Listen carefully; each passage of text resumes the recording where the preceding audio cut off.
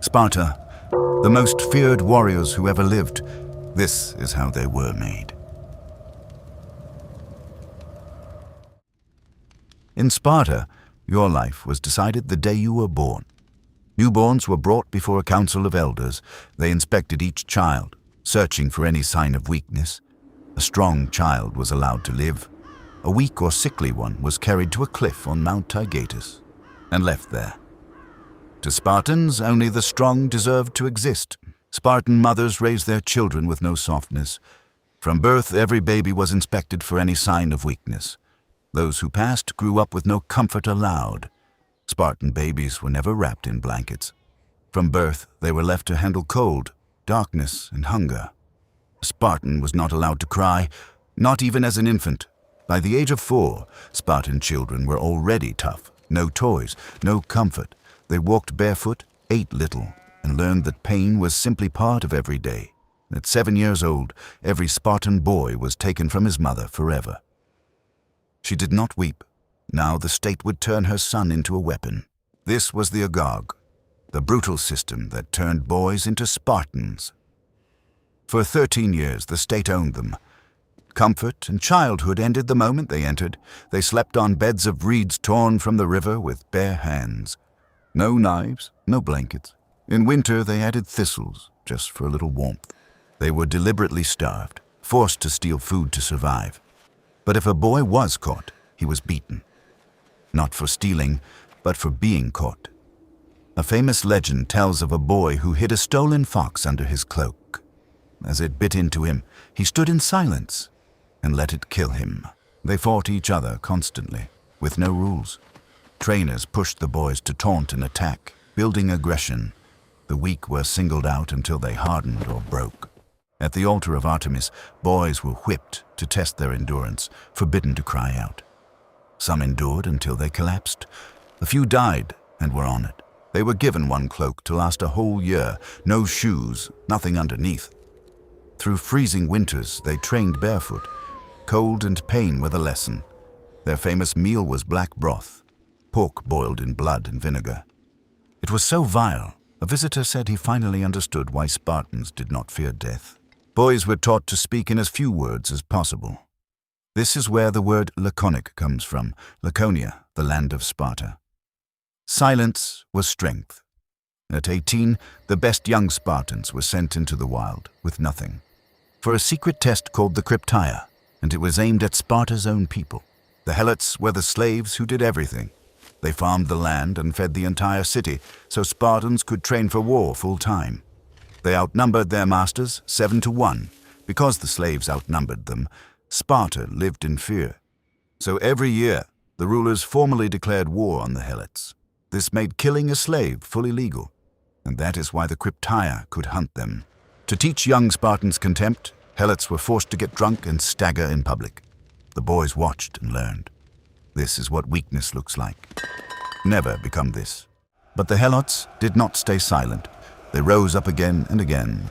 Sparta lived in constant fear of revolt, and that fear made the Spartans ruthless. Spartan women were unlike any in the world. While other Greek girls stayed indoors, Spartan girls trained, running, wrestling, throwing the javelin. Strong mothers made strong sons. Spartan women owned land and spoke their minds.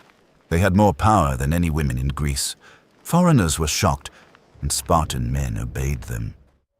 When a son left for war, his mother handed him his shield with 5 words. Come back with this or on it. Win or die and be carried home. Spartan weddings were strange. The bride's head was shaved. She was dressed as a man, then left alone in the dark to wait for her husband.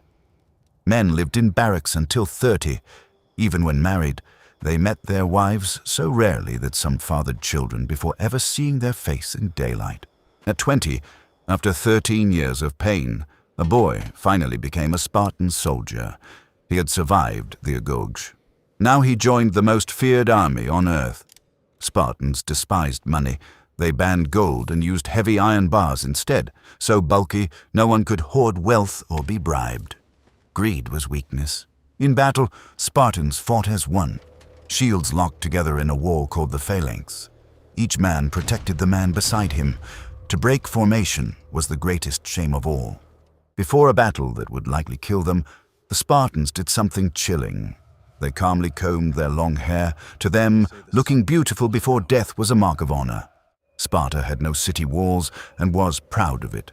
When a visitor asked why, the king pointed to his warriors. "These are the walls of Sparta, and every man a brick." 480 BC. A Persian empire of 500,000 marches on Greece. One man refuses to kneel, Sparta's king, Leonidas. The Persians demanded surrender. The Spartans threw the messengers down a deep well and said, "Dig it out yourselves." Sparta would never kneel. As Leonidas left, his wife asked what to do. He said, "Marry a good man, bear good children." Even his goodbyes served Sparta. 300 Spartans reached the narrow pass of Thermopylae. Warned the arrows would block the sun, a Spartan grinned. "Then we fight in the shade." For 2 days, 300 men held back 200,000. The narrow pass let only a few Persians attack at once. The Persian king sent his finest, the immortals, 10,000 elite guards. Even they were broken against the Spartans and thrown back. They could not be beaten, only betrayed. A local named Ephialtes showed the Persians a secret path around the mountain. The Spartans were trapped. Surrounded on all sides, the 300 fought to the last breath. When their weapons broke, they fought with hands and teeth. Every Spartan died. When it was over, the Persian king walked the field. He had won, but 300 men had cost him thousands. He stared at the fallen Spartan king in silent fury.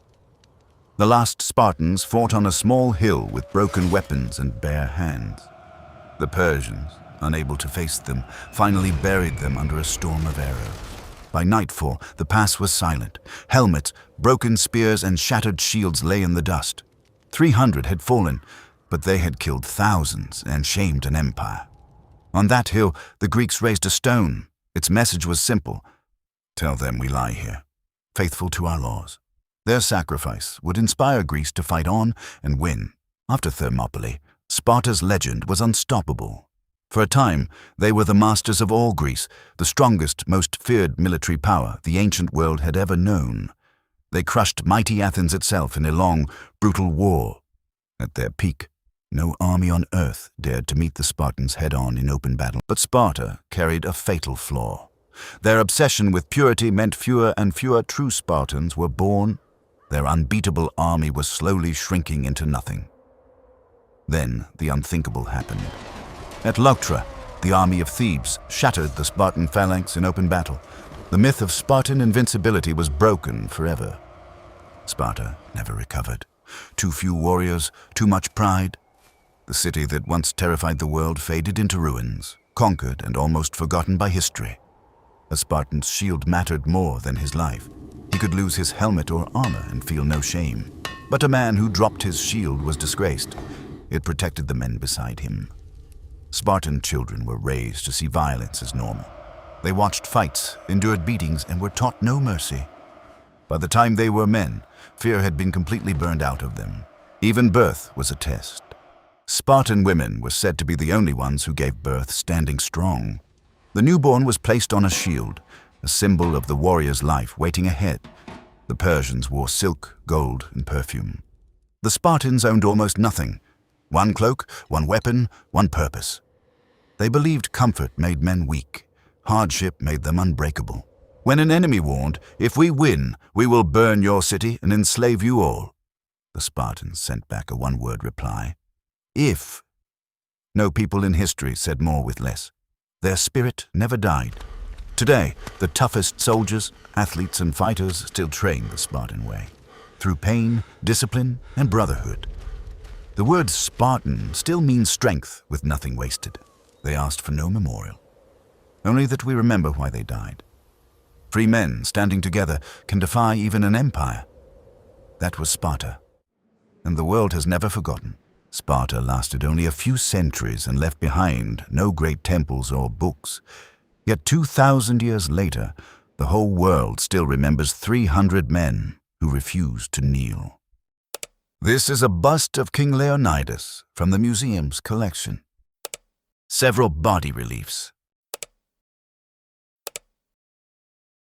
Miniature image of a trireme. Spartan mosaic. Thanks for watching. Subscribe for more legendary stories from history's darkest and greatest figures.